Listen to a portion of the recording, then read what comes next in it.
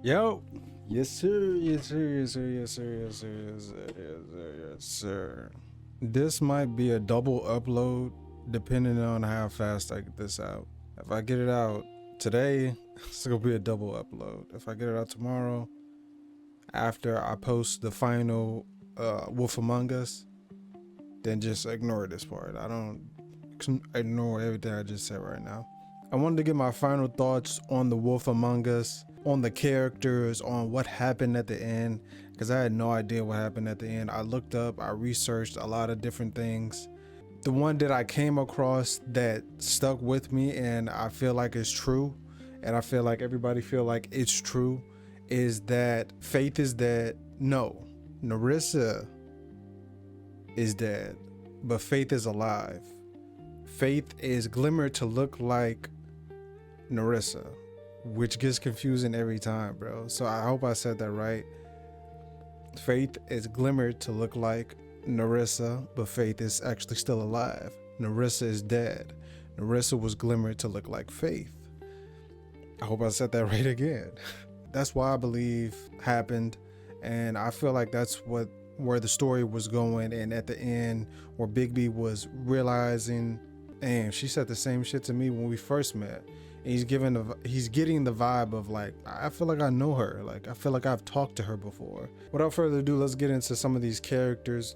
Big B, first of all, the main character. The best character in my opinion, even though he's the main character, but that's not always the case. You know, sometimes the main character is a dickhole. Big B is cool. Big B is a cool sheriff. He is necessary, and I feel like I don't know where you can go with his character. Like I know with my character, he was very warm-hearted when it was necessary, but he was also gritty when when shit needed to turn up, when he needed to get some answers. And I feel like he really didn't need Snow a lot, to be honest. Like I feel like Big B, the way I play Big B, he was kind of good cop, bad cop. He was necessary. I feel like he didn't really need Snow in their little investigation sometimes. Did Snow do anything? I can't remember Snow doing like anything like clutch. She is like a desk. Snow is like a desk worker. Like now we go get into Snow. Snow was cool. But I got the vibe once of them, Big B and Snow, being a love interest. I did not feel like they were connected in a romantic way. I feel like they had moments, but the moments were so little to where I didn't feel like it. But I didn't see it. I think most people were kind of shocked how she reacted at the end, and they didn't really get any dialogue and shit, But I feel like that's her character. She's so worried about Fabletown. She's a businesswoman, she doesn't really have time for a relationship, and which is respectable. I thought Snow was cool. I thought she was annoying sometimes.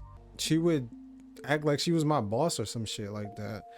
I did not like that part. You ahead, like you in charge, but act like you my boss or you can tell me what to do. I can cut up in this motherfucker anytime I want. I'm the big bad wolf. I can do anything I want. I think that part was annoying. She was feeling a little inferior with Big B because people were looking at Big B as a leader of Fabletown, because actions speak louder than words. Big B was getting work done. Big B was doing investigations. They were seeing Big B a lot. Snow White, she had a bad rep anyway with Ichabod Crane. Like they look at Ichabod Crane and they look at Snow White. They kind of clump them all together, with Big B a part of like that Fabletown. Like he's in that, he got his foot in the door where it's corporate, like where he's doing a corporate job, but he has another foot in the streets where he's connected to these Fable people, and they see him a lot. He knows them. He knows them.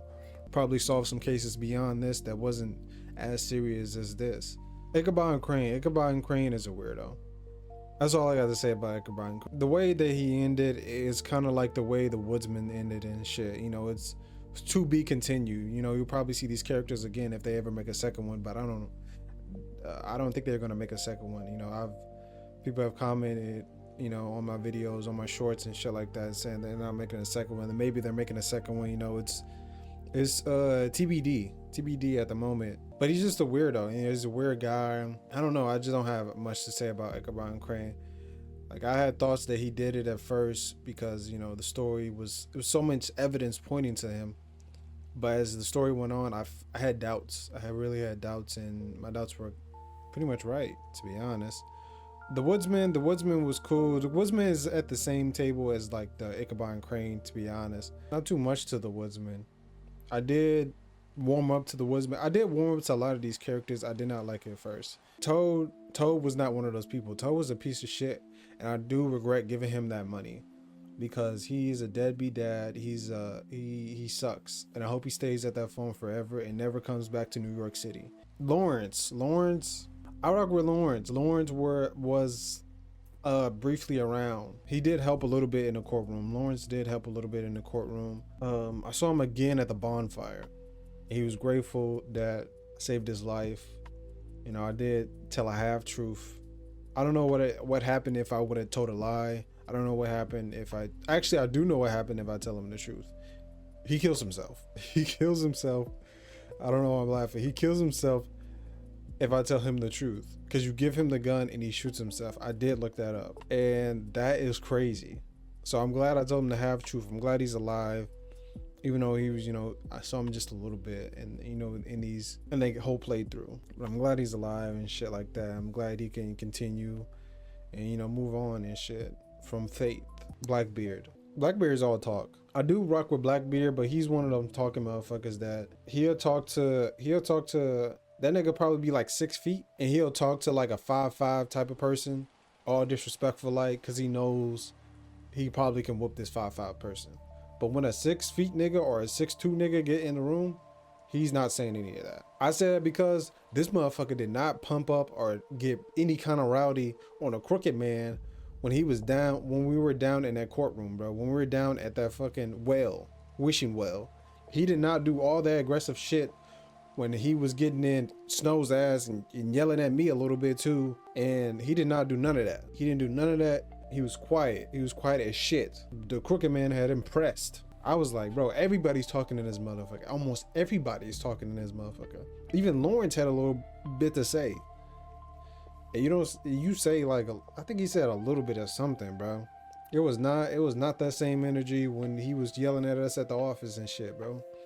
He's a pussy, but I still rock with him and shit. Beauty and the Beast, they had this whole messy thing going on. I was watching Jersey Short, and I'm actually doing a reaction to it. I don't know if I'm gonna put that out. I'm probably gonna put it out because that shit's lit. They remind me, I bring that up because they remind me of Ron and Sammy, and just any toxic relationship to where these motherfuckers try to pull you into their toxicity.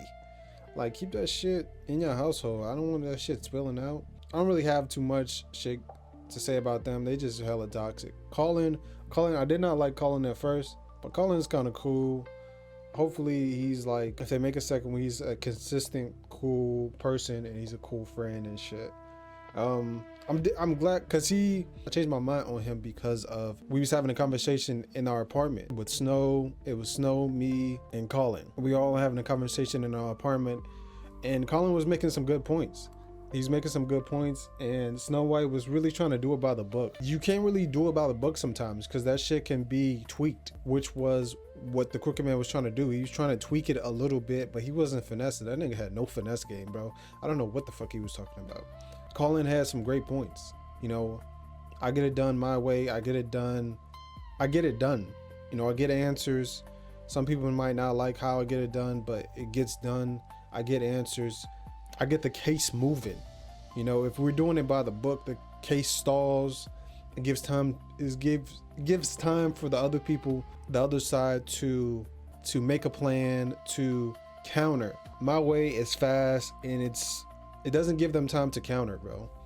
You know, if you're doing it by the book, they're just gonna read this book and just tweak it any way that they can tweak it. And now you're in a situation where you're in a stalemate with this person because of technically they're not doing anything wrong. So I don't agree with Snow at that part. I really wanted to because of we're working together. I don't want to be on different pages. But moving forward, if they make a second one, I have to do it my way, and we can't do it by the book, to be honest. Like, You just can't. Tweedledee and Tweedledum. To be honest, I'm not gonna lie. I don't know which one I killed. I think it was Tweedledum. I don't know which one I killed. I'm glad I killed him. I wish I killed both of them. Fuck that. Shoot me with shotguns and shit. Punching me in my motherfucking gut, in my face. Like, yeah, bro. I was sick of them, bro.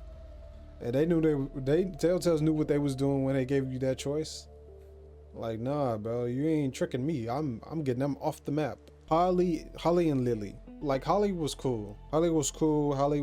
She was not cool at the beginning for good reasons, because we were not helping her out, it seemed like, before all this, you know, went down and shit.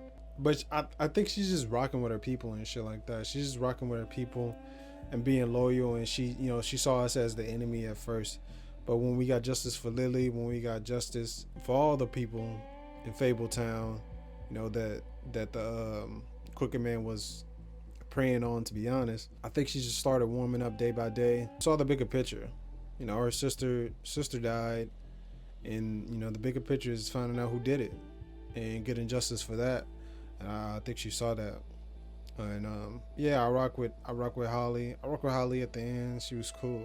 Faith / Norista. I am scared.